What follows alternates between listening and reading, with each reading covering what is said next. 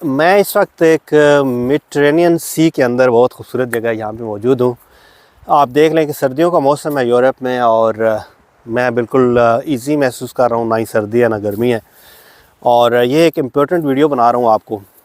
काफ़ी दिनों के बाद मैं रियल स्टेट इन्वेस्टमेंट और प्रॉपर्टी पे वीडियो बना रहा हूँ। बेसिकली तो क्योंकि सर्दियों में ज़्यादातर जो है यहाँ पे सर्दी हो जाती है यूरोप के मुख्तलिफ़ कंट्रीज़ में, तो लोग जो है ना उनका ज़रा फ़्लो कम हो जाता है, लोगों के आने का, इन्वेस्टर्स भी कम हो जाते हैं। और जैसे ही मौसम खुलता है, गर्मियों का मौसम आता है, तो बेशुमार लोग यहाँ पे आना शुरू हो जाते हैं दोबारा से।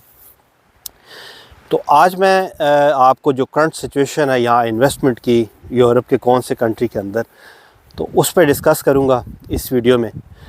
और आपको उससे एक नॉलेज मिलेगा इन्वेस्टर्स को और उन लोगों को जो लोग मूव करना चाहते हैं यूरोप में। मैं क्योंकि मेरा ख़्याल है कि मैंने कोई और अपना जो देसी बंदा है मैंने नहीं देखा जो वीडियो बना रहा हो इन्वेस्टमेंट पे यूरोप के अंदर। नॉर्मली तुर्की में तो बहुत सारे हमारे दूसरे कोलीग हैं, कंपनीज़ हैं जो काम कर रही हैं।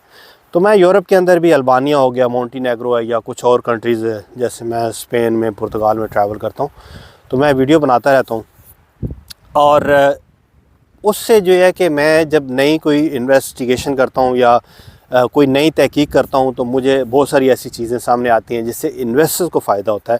और मुझे कॉल्स वगैरह फ़ीडबैक भी आता है, कई लोग जो हमारे अपने पाकिस्तानी इंडियन या ये दूसरे कंट्रीज़ में जो लोग रहते हैं, जो माइग्रेटेड, यानी अमेरिका में माइग्रेटेड इंडियन पाकिस्तानी है, साउथ अमेरिका हो गया, साउथ अफ्रीका हो गया, यूरोपियन कंट्रीज़ हो गए, या दूसरे बहुत से, वो लोग जो है ना इसमें इंटरेस्ट लेते हैं और उन लोगों को, कई लोगों ने इससे फ़ायदा भी उठाया।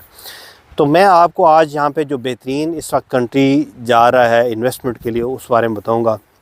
मैंने इससे पहले बताया था अल्बानिया के अंदर, मैं 2 साल पहले की मेरी, अभी आप वीडियो निकाल के देख लें, स्ट्रांडा और कुछ और सराउंडिंग सिटीज़ हैं, तो वहाँ पे जो 30-40 हज़ार की प्रॉपर्टीज़ थी, आज उनकी प्राइस आप जाके चेक कर लें, प्रैक्टिकली 1.5 लाख तक वहाँ पे पहुँची हुई हैं, स्टूडियो टाइप जो फ्लैट हैं, और 1+1 2+1।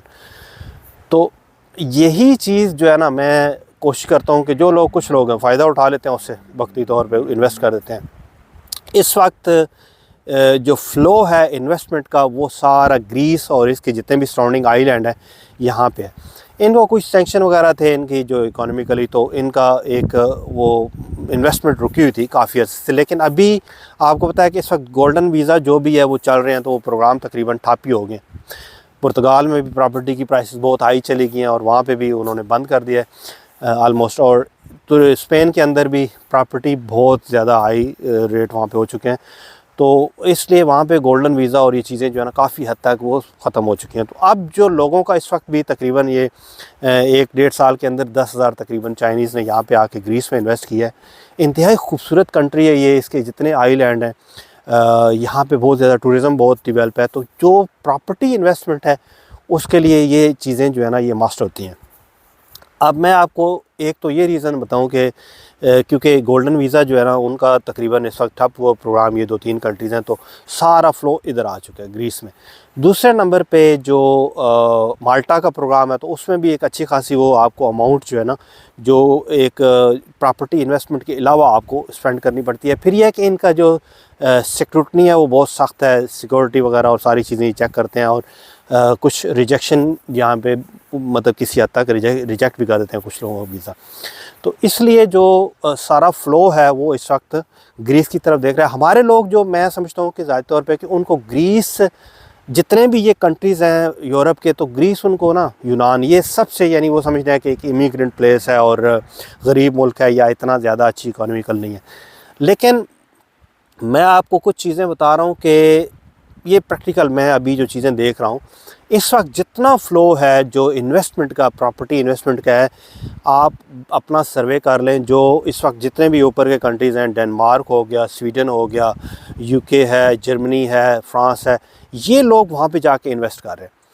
तुर्की से नीचे उठ के लोग जो है ना वो भी अभी, क्योंकि तुर्की में भी जो है इस वक्त प्रॉपर्टी की प्राइसेस बहुत हाई हो चुकी हैं, तो वो लोग इन्वेस्टर्स भी वहाँ पे आ रहे हैं। दूसरे कुछ और मसाइल की वजह से वहाँ पे प्रॉपर्टी इन्वेस्टमेंट अभी कम हुई है। तो उनकी जो उन्होंने जो भी रेजिडेंसी वगैरह प्रोग्राम जो है ना उन पे पाबंदी लगाई है। तो उसके बाद तो अभी बहुत सारे तुर्किश भी और ये इतने ऊपर के कंट्रीज हैं, ये इन आइलैंड पे और मुख्तलिफ जो ग्रीस के जितनी भी जगह हैं वहाँ पे इन्वेस्ट कर रहे हैं। रेंटल यील्ड बहुत अच्छी है वहाँ पे और एप्रिसिएशन भी काफ़ी जो है ना बेहतर है उधर। इस वक्त ये जो आपको इस वक्त जो टाइम है, आप अगर ग्रीस के अंदर प्रॉपर्टी इन्वेस्ट करेंगे तो आप मैं आपको फॉर श्योर बताता हूँ कि इस वक्त इन्वेस्टमेंट आपको लाइफ टाइम वो आपके लिए जो है ना एक अच्छी इन्वेस्टमेंट साबित होगी। तो इंशाल्लाह फ्यूचर में मेरी वीडियोस वगैरह आ रही हैं, आप कीप इन टच रहें मेरे साथ। मैं कोशिश करूँगा कि आपको जो इस बारे में मज़ीद बताऊँगा।